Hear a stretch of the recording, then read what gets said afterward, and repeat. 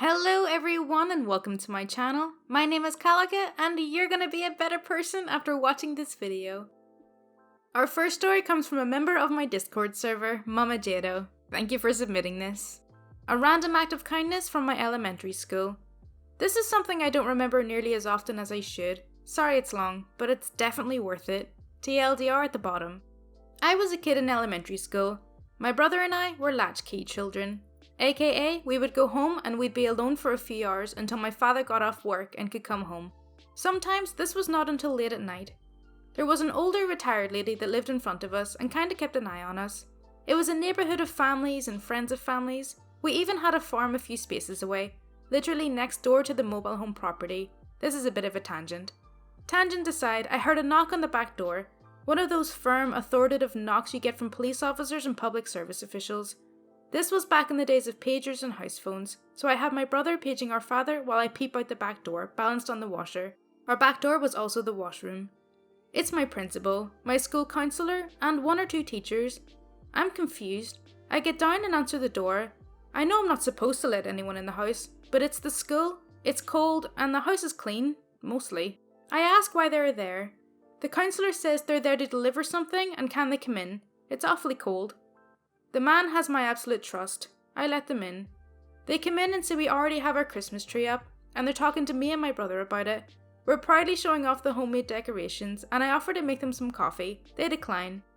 While they were keeping our attention, the teachers had gone back to the school transport van and were bringing in presents wrapped already with big pretty bows, and food. We didn't have any. My dad was going to go grocery shopping in a few days when he got paid. I often skip meals when we were out of school, because we didn't have food. I still squirrel away food and I'm 30. So they bring in all the Christmas breaks worth of groceries and then some. I'm crying, hugging the counsellor, then my teachers, then the principal. They left, and my dad came home, maybe 10 minutes apart. He yells and curses and basically pitches a huge fit because we weren't supposed to allow people in the house, and that he was embarrassed because people were providing for his kids instead of him struggling to provide for us. It hit him hard, pride-wise. But that year, we got clothes that fit, food to eat without needing more than a microwave, other than Christmas dinner, and the memory of these people who barely knew me and my brother except for at school, other than my counsellor, who gave of themselves in a place that teachers didn't truly make a living wage, a lesson in kindness that I try to perpetuate. I've said it before and I'll say it again, these are the people that we need in our schools. Would it be weird to go to Disneyland alone as a 27-year-old single male? Not a joke post. I finally have enough money to travel somewhere and Disneyland has always been my childhood dream. I grew up really poor. I don't have anyone to take since I'm single and I don't want to look like a pedophile. I really want to hug Donald Duck and get a photo with him. I love you all. Hell nah. You go to Disneyland and you hold your head up high with your Mickey Mouse ears and you go hug Donald Duck, and if those mother effers give you a hard time, tell them to take it up with me. I lie about my cat all the time. So I have an extremely friendly kitten. He's only 2 or so and absolutely adores being pet or getting attention. Anytime I have company over, I always warn them about how much he dislikes people. It's not because I want to be the sole provider of affection for him, or because I want the guests to leave him alone. I just really like the look on their faces when this problem kitty comes up and cuddles with them, and seeing how special it makes them feel. I actually have a similar story like this. So, Marcus is pretty much the definition of a scaredy cat. When someone knocks the door, he runs behind the sofa until they go away. Unless it's like friends or my family members that he knows, and then he'll come out and be friendly. But there was this one time I was getting a quote to change my heating system in my house. The guy knocked on the door, Marcus darted behind the sofa, and I invited the guy in and we were talking about boilers and pricings and everything like that. And then Marcus comes out from behind the sofa and immediately approaches this guy. He then starts meowing at him for attention, and actually in the end ended up in the guy's lap. I was speechless because Marcus has never done that before or since then, and the guy said that animals just loved him. So that's the story of how I got my new boiler. It was Marcus approved. Garbage men of Reddit. What's the most memorable thing you found in the trash? Not a garbage man, but my dad was before I was born. He found old fishing lures, a Belova watch, but most importantly, my dad was the driver who had this one girl's garbage route, and every time the girl would hear the truck, she'd get the last minute garbage from the house and take it out so she could get a good look at all the garbage men. And she was interested in my dad. She even scheduled her radiography classes around trash collection day, just so she'd be home. When my dad noticed the trend, he'd often switch roles with one of the guys on the back of the truck so he could take the girl's last minute garbage from her and toss it in. This went on for months. One day, the girl's father locked her out of the house and said he wouldn't let her back in until she gave her phone number to one of the garbage men. Coincidentally, this was one day my dad was driving. She took the trash up to the guy in the back and she asked him, "Hey, is your driver seeing anyone?" And the guy yelled at my dad, "Hey Keith, are you seeing anyone?" And this is how my dad found his most valuable treasure, my mum, in the garbage. They've been happily married for almost 26 years. Today, my next door pregnant neighbour knocked on my door. Around 7 PM today, I heard some knocking on my door. I opened it and it was my next door pregnant neighbour. She was, I think, in her 7th or 8th month. She was holding a small plate in her hand. In a very shy voice, she asked me if I can give her some of whatever I was cooking because she liked the smell. I think pregnant women sometimes have strong cravings and they cannot resist it. Anyway, she was shy and apologised a lot for her request since we didn't know each other. I laughed and told her it's okay. I was cooking a traditional meal from my country and the recipe has olive oil, garlic, jalapeno poppers and some spices. I think the smell was nice. I gave her some of my dinner, then she left. I watched her walking home like a cute little penguin who's happy with her successful little hunting. I felt really happy too for some reason. I had my dinner with a big smile on my face. This morning, my dad was at work and I saw my mum watching their show. She swore me to secrecy. Later, when she was running errands, I caught my dad doing the same thing. That night, they both watched the same show again, pretending like neither of them watched it. And that's marriage. I don't work for this guy anymore, but enjoy these text conversations between me and my old boss. "Gracie, there was a noise complaint from last night when you were closing." "What? It was dead by 11:30, I closed right at midnight." "Police came by today. Report for us says neighbours complained about loud R&B after 1 AM. "Oh, haha, okay, yeah. I bumped the crap out of R. Kelly while I closed, and I guess I forgot to turn the patio speakers off. I'd like to file a complaint against the neighbours for hating Ignition, remix." "Seriously?" "Gracie, stop telling the new hires they have to call you Your Majesty." "Oh my god, what is even the point of being management then?" "Harry, I thought you were going to go shopping today." "I did. I told you we needed office supplies and a set of keys for the new closer." "Yes." "And all you came back with was hot Cheetos." "Yes." How do you feel about advertising as a family business?"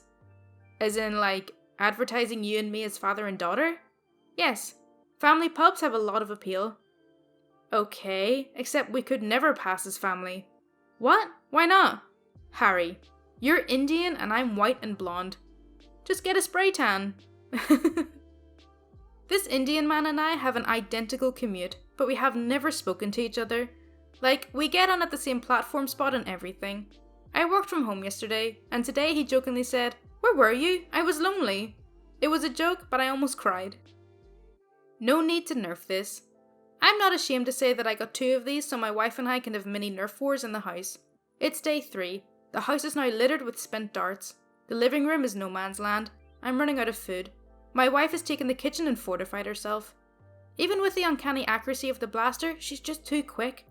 She's not a very good shot, but the fast reload and 6 shots help even the score. I do not know how much longer I can survive, but at least I have the bathroom. I just saw Us in the theatre. I would give it an 8 out of 10. I sat next to this weird lady the whole time.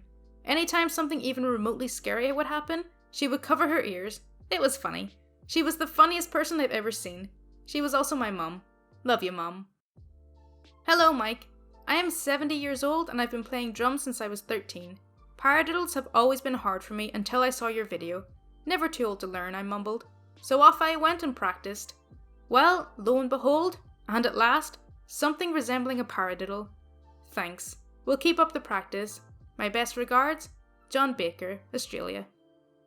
Shout out to everyone making progress that no one recognises because you never let anyone see your darkest moments. You've been silently winning battles and transforming yourself. Be proud of every step you're making in the right direction. Keep going, because you've got this. What are some nice, beautiful stories? My little sister came home from school one day and demanded I take her to the library so she could get books on sign language. I asked why. She told me there was a new kid at school who was deaf and she wanted to befriend him. Today, I stood beside her at their wedding, watching her sign, "I do." My mum cooked me a dinner. Yesterday, after 7 weeks of my losing journey, I finally got to see and hug my mum, who were visiting my sister in another country for a few weeks. So it's been a while since she last saw me.